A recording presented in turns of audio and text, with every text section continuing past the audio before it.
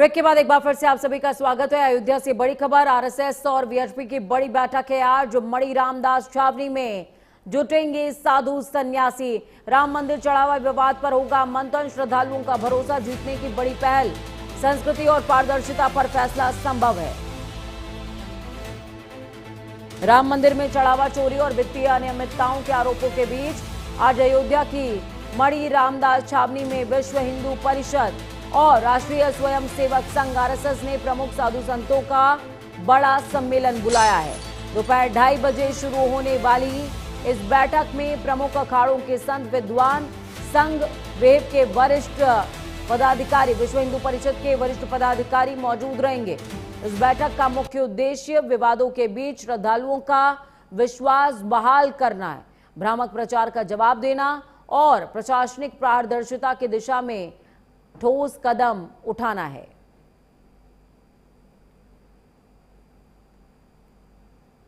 तो देखिए, आज ये जो बैठक है इसका राव रंग अलग होने वाला है।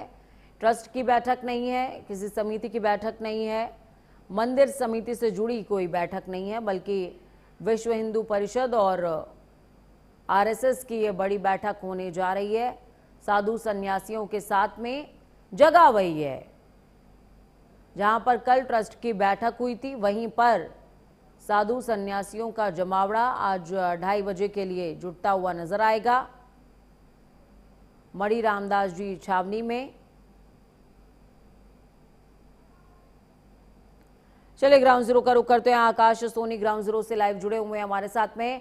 आकाश, हम सभी जानते हैं कि राम मंदिर चढ़ावा चोरी का मामला किस तरीके से लगातार तूल पकड़ता जा रहा है और सड़क से लेकर सदन तक इसकी आवाज गूंज भी रही है। इस बीच कल जो बैठक हुई, उस बैठक से इतर आज की बैठक आरएसएस और वीएचपी यानी कि विश्व हिंदू परिषद की देखरेख में, उनकी रहनुमाई में होने जा रही है, जिसमें तमाम साधु सन्यासी जुटेंगे। किस तरीके से इस बैठक को देखा जाए? संघ का कोई लेन देन नहीं रहता है ट्रस्ट से, साथ में विश्व हिंदू परिषद भी कहता है कि हमारा भी कोई लेन देन नहीं है, लेकिन बैठक की अध्यक्षता वो कर रहे हैं, साधु सन्यासी को जोड़ रहे हैं, पारदर्शिता को वो बहाल कर रहे हैं। बड़ी अजीब सी कह सकते हैं कि स्थिति है। बिल्कुल पूजा, बता दो कि जिस तरीके से कल जो है ट्रस्ट की बैठक हुई और आज एक अहम बैठक साधु संतों की हो रही है, जिसमें 2:30 से लेकर 300 तक साधु संत सम्मिलित होंगे। लेकिन इसमें खास बात यह है कि इसमें कोई बाहर का साधु संत नहीं है, सारे लोग अयोध्या के जो संत हैं वही रहेंगे। ये 2:30 से 3 बजे के करीब जो है मणि रामदास छावनी में, जहां पर कल ट्रस्ट की बैठक हुई थी, वहीं पर होगी और इसकी नेतृत्व जो है खुद कमल नयन दास करेंगे, जो महंत नृत्य गोपाल दास के उत्तराधिकारी हैं। और ये बीएचपी के ही जो है बैनर तले हो रही है, क्योंकि विश्व हिंदू परिषद ने ही सारे संतों को जो है बुलाया है। और ये अब जो इस पे चर्चा होनी है पारदर्शिता को लेकर, वीएचपी और आरएसएस की तरफ से कौन शामिल हो रहा है इस बैठक में? आकाश, देखिए, इसमें पूरी तरीके से मैं बता दूं कि हमेशा से ऐसा रहा है कि जब भी साधु संतों की बैठक होती थी, तीर्थ संतों की, जो अयोध्या के साधु संत हैं, महंत हैं, तो उसमें जो है नेतृत्व खुद जो है संत ही करते थे, चाहे वो महंत नृत्य गोपाल दास जी महाराज हो और चाहे वो उनके उत्तराधिकारी कमल नयन दास जी हो। तो इस तरीके से जो अयोध्या के तीर्थ संत महंत हैं और इसके अलावा जो साधु संत हैं, वो लोग आज जो है बैठक में शामिल होंगे। और अयोध्या में अब तक क्या उपजे हालात, राम मंदिर को लेकर कितनी जो है निगेटिविटी जो है लोगों के बीच गई, किस तरीके से जो है लोगों का भरोसा कायम किया जाए। अब साधु बिल्कुल आकाश, आपको यहाँ पर रुकूंगी बीच में। देखिए, बड़ी अपडेट सामने आ रही है अयोध्या से, ये बड़ी खबर है। अयोध्या राम मंदिर में संत समिति को कमान मिल गई है। पूजा अनुष्ठान और परंपराओं की निगरानी करेगी संत समिति। अर्चना और पुजारियों के लिए स्थायी व्यवस्था बनेगी। रामानंदी परंपरा से रामलला की नित्य पूजा होने वाली है। 9 सदस्यीय समिति में अयोध्या के संतों का बहुमत है। धार्मिक फैसलों में अब संत समिति का निर्णय सर्वोपरि हुआ करेगा। श्री राम जन्मभूमि तीर्थ क्षेत्र ट्रस्ट ने राम मंदिर की धार्मिक और पूजन व्यवस्था को पूरी तरीके से शास्त्रोक्त और साथ ही पारदर्शी बनाने के लिए बड़ा कदम उठाया है। ट्रस्ट ने 9 सदस्यीय संत समिति का गठन करते हुए उसे 5 बड़े अधिकार सौंप दिए हैं। अब रामलला की नित्य पूजा और अनुष्ठान की वैदिक रामानंदी परंपरा के तहत पूजा पाठ हुआ करेगा। इसकी पूरी निगरानी ये समिति करेगी। स्वामी गोविंद देव गिरी की अध्यक्षता वाली इस समिति में अयोध्या के प्रमुख संतों का बहुमत रहेगा। ये समिति रामनवमी और सीता नवमी जैसे प्रमुख पर्वों और तिथियां तय करने के साथ साथ अर्चकों के प्रशिक्षण, नियुक्ति, ड्रेस कोड और आचरण की भी समीक्षा करेगी।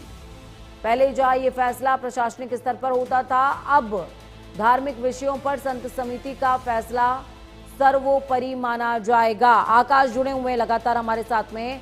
आकाश, देखिए निर्मोही अखाड़ा इसी मामले को लेकर के 2019 के फैसले को चैलेंज किया उसने और साथ में ये कहा, आरोप लगाया कि जो ट्रस्ट है उसकी अवमानना कर रहा है, उस फैसले की अनदेखी कर रहा है।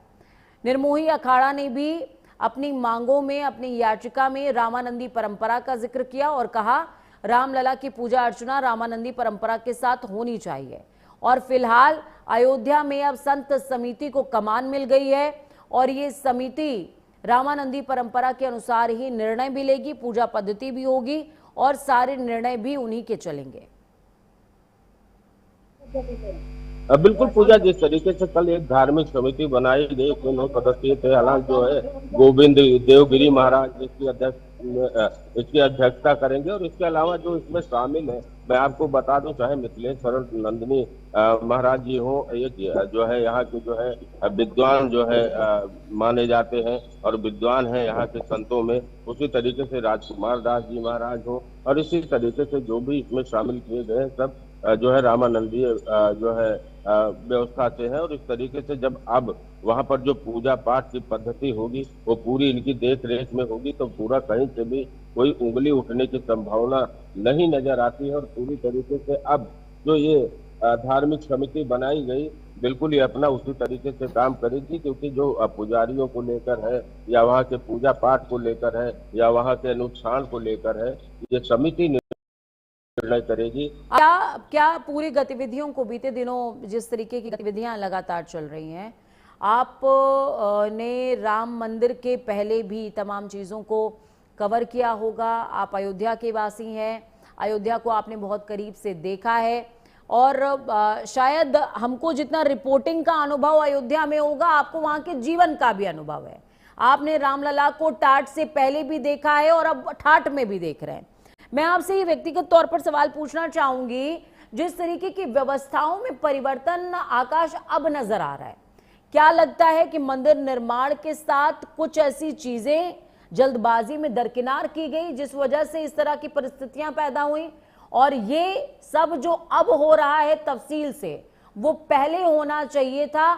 शायद उत्साह के कह सकते हैं कि अतिरेक में ये चीजें नहीं की गई या नजरअंदाज की गई, जिसका खामियाजा जो है भुगतना पड़ा है। क्या कहेंगे? बिल्कुल पूजा, क्योंकि हम लोग तो देख रहे हैं जब रामलला टाट में थे और उसके बाद में अब टाट में है, राम मंदिर का निर्माण हुआ, राम मंदिर की नींव पड़ी और हाई कोर्ट सुप्रीम कोर्ट का जो फैसला आया, ये सारी चीजें हम लोगों ने देखी और कवर की है। लेकिन जहां तक बात की जाए कि जब वो एक शब्द आपने कहा उत्साह, क्योंकि उत्साह था और वो चाहे ट्रस्ट के जो है सदस्यों में, पदाधिकारियों में और जो है श्रद्धालुओं में, सब में एक उत्साह था कि भव्य दिव्य श्री राम मंदिर बने और उसमें जो है भगवान रामलला विराजमान हो और इस तरीके से जो है यहाँ पर जो है एक 500 वर्षों का जो इंतजार है वो पूरा हो।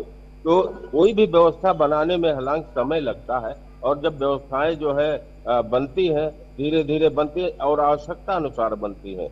ये कहीं से जो है कोई भी, चाहे घर का ले लीजिए, चाहे बाहर का ले लीजिए, चाहे किसी बड़े जो है मठ मंदिर का ले लीजिए, क्योंकि शुरुआत में कहीं ना कहीं थोड़ी बहुत कमियां रहती हैं, लेकिन उसको जो है धीरे धीरे जो है उसको कंप्लीट किया जाता है, उसको पूरा किया जाता है। इसी तरीके से यहाँ भी था। साधु संतों का अब जिस तरीके से जो है यहाँ पर शुरुआत से भी मांग थी, लेकिन अब क्या था, किस तरीके से जो है ये ट्रस्ट बना, ये जो है पूरी तरीके से जो है इसमें विश्व हिंदू परिषद, RSS और इन सबको जो है सम्मिलित किया गया। जो साधु संत थे वो यहाँ के स्थानीय ना होकर सिर्फ महंत नीत गोपाल दास जी महाराज को और दिनेन्द्र दास जी को छोड़ दिया जाए तो यहाँ जो है स्थानीय स्तर पर कोई नहीं था। तो अब धार्मिक जो ये समिति बनाई गई, इसमें इन साधु संतों महंतों को, जो यहाँ के विद्वान प्रकांड जो है, यहाँ के जो है रामानंदी और वैष्णव परंपरा से हैं, उनको सम्मिलित किया गया है। तो अब स्थितियां कहीं ना कहीं जो है सुधरेंगी और पूरी तरीके से जो रामानंदीय व्यवस्था है वो वहां पर लागू होगी। पूजा, चलिए, बहुत शुक्रिया आकाश हमारे साथ जुड़ने के लिए, अहम जानकारी साझा करने के लिए। दूसरी तरफ मुजफ्फरनगर से बड़ी खबर सामने आ रही है। चौथी की छात्र ने आत्महत्या कर ली।